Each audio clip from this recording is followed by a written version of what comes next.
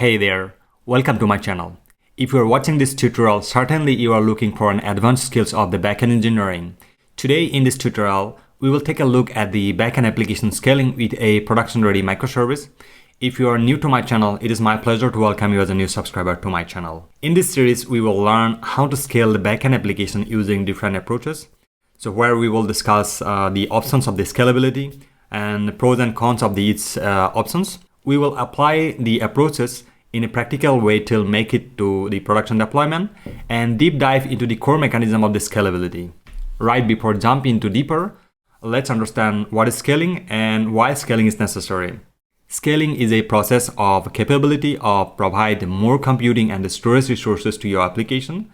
The way of scaling depends on the type and nature of the applications, where your application will gain more availability while it's responding to the client. So why scaling is necessary? So let's imagine we have an instance of the application server serving application functionality. It may be user service or product related service, but at a certain point, it is responding based on the resources and the capability and depends on its availability, right? But what if it is crashed, or it's taking longer to process the request, or if it is facing huge traffic, or sometimes what are the tightly coupled dependencies? It is not available, or maybe it is not responding at all, the database, right? So in such scenario, the client will be wait for a long time and it will be ended up with a kind of timeout, right? So that's not good for the application. That's why the scaling is necessary, which is going to be resolve our problem in such a way so your application will never going to be down at all, right? But before applying the scaling, we need to understand like what are the stuff we need to take care in terms of make it scalable. Let's understand this diagram why our application is not performing well. There are some major reasons I have presented here. That is, if we take care of these points, we will certainly gain a good amount of the performance of our application. So you can see here, while our client is sending a request to our app instance, then app instance is processing that request behind the scene by performing some kind of logical operation and sending back the specific response to our client. It's a kind of swift process, right? But sometimes what happens, our client need to wait for a longer time to get the specific response, right? So the root cause of that specific thing is, while we are performing that logical operations, there are a lot of constants it's belonging to here, or it's dependent on some kind of third-party call, some kind of server call, or some kind of the tightly coupled dependencies, which is exactly, it's a kind of root blocker of that specific process. First of all, let's take a look on the application logic. If you are not writing better logic, then certainly it will going to be a kind of root blocker for whole process. So we need to make sure we are always writing better logic, implement proper data type, implement proper conditional mechanism, use proper algorithm to evaluate the conditions, and make the code testable to find out the bottlenecks as well.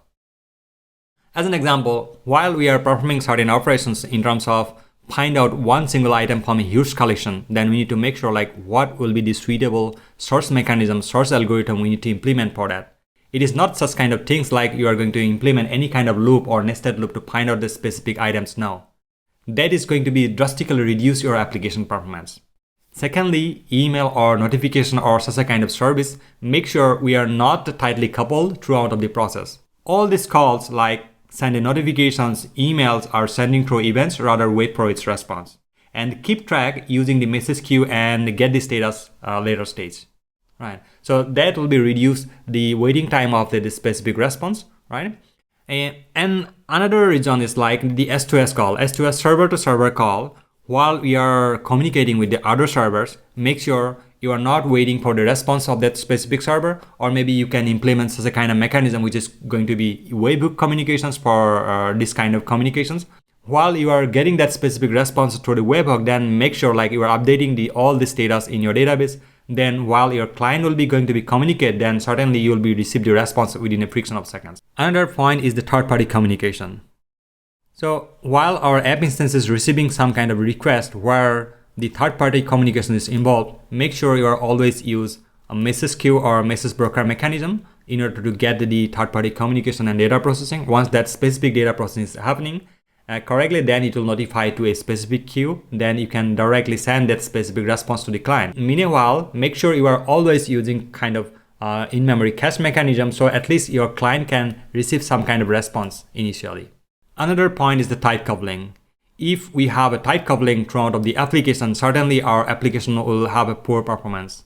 So in that case, we can use the solid principle to segregate responsibility and the codes in the various layers, right? Where each layer will be responsible to do certain things. So at least each layer will be the testable, maintainable, and additionally, there is a loose couple going to be happen due to that desegregation. So certainly your application will gain a bit performance due to that scenario, right? And another point is like a failure of dependencies. So what are the dependencies we can have throughout of the application? So as an example, the first dependency we can say like we have a database connection, right? That is has to be kind of our application has to be dependent on database, right? In that case, or if our database is down, then how can we determine like what are the specific points we can get it like that specific dependency is missing right here, or maybe one of our module which is exactly depend that the app instances depend on that specific module and that specific module has a crash or something is going wrong right there, then how we will get to know? In that case, make sure you are always use a good tracking or error logging tool to monitor application health and measure dependencies like DB availability of the source of truth or something. Then at least you can get to know, this is the thing that is happening. Instantly just take care, then your application will getting back. This is the crucial point, which is often we are just ignoring. Okay. Another point is modularity. If you are not writing the modular code in terms of like everything in one single place, but if we think of like there's a split it out all this specific features to a separate service, or maybe split out that specific item to a different directory or somewhere else where it will be isolated, or maybe it will be deployed separately, right? So in that case, if you're not writing modular code, certainly it's impossible to gain the performance, right? So in that case, write your code the modular way. So at any point of time, you can split it into own scope and a domain where the way it can be transformed into the microservice. And the last point is the hosting server. So if you're not using the better hosting server in terms of like maybe we can go for a private hosting, or maybe you can go for a dedicated server or AWS, Azure, or maybe Google Cloud Service or anywhere. Make sure you always use a better hosting service so it can be scalable, or it can be maintainable, or it can be easy to maintain at any certain point. All right, so these are the points we need to take care of in terms of like improving our application performance. That is not the case if you are not implementing all these points. You cannot scale. That's not the case. Still, you can scale your application at certain points. But if we implement all those features, then certainly you can get the extreme benefit of the scaling. Right. So let's understand what are the scaling facilities are available here. So the scaling, there are two types of scaling. So one is the horizontal and vertical scaling. So what is vertical scaling? Vertical scaling is a process of add more CPU, memory, processing power, and network resources to existing machine to serve it faster. You can see right here, this is the machine where it was 6 core, and we have introduced 6 more cores. Right now it's 12 cores, and earlier it was 32 GB. Now we have introduced 32 GB, which is 64 GB right now. And we have increased our network interface right here, and we have added more storage. This is a perfect example of the vertical scaling. So vertical scaling being used on the traditional data center. It has a single point of failure. It is not too resilient. It's hard to scale. It has more downtime, and physical and virtual upgrade is very expensive. So you can see it has only maximum 12 core. Once you are upgrading till 12 core, then there's no way to increase the more CPU or more computation unit, right? So in that case, if we used to upgrade the whole system to a bigger one, then certainly your application will be down throughout of the upgradation. That is exactly the vertical scaling, right? Horizontal scaling is the process of adding a node or introduce one more instance of the server to scale the application to make it highly available. So it is being used in modern development. It is highly available.